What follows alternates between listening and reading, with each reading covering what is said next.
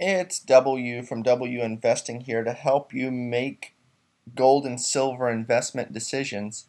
Today I'm going to look at silver because silver's much higher this morning. It's up almost 3%.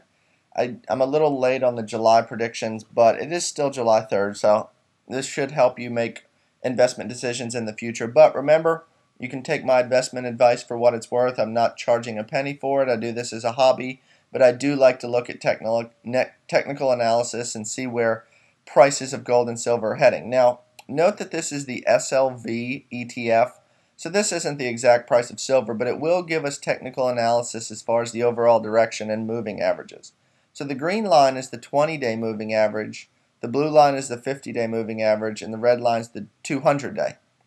So as you can see today, we bounced higher and we're now above the 20-day moving average, which is very good. And interestingly, gold is above its 20 and 50-day moving average. So if there's any chance of a rally in July or a rally into the end of the year, we need to see the price of gold and silver get up here to the 50-day moving average. Now, if you want to know the exact price of silver, this is the price of silver, but the stock chart does not show today's movements. It doesn't show the movement until the end of the trading day. So it's above its 20-day moving average here. It's up about $28 an ounce.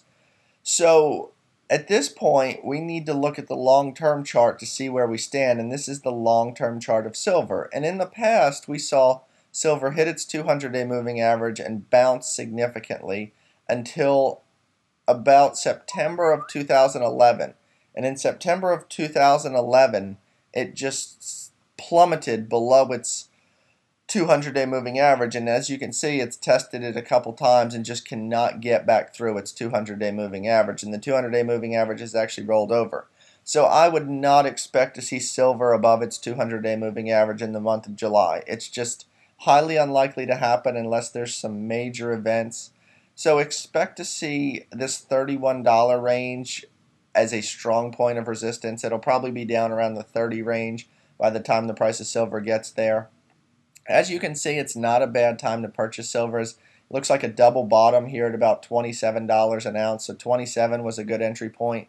That being said, people that got in at 27 are still break even, or the people that got in up here at 37 have lost a ton of money. So recognize that there is some downside risk, but not as much as there was up here at $50 an ounce or $45 an ounce.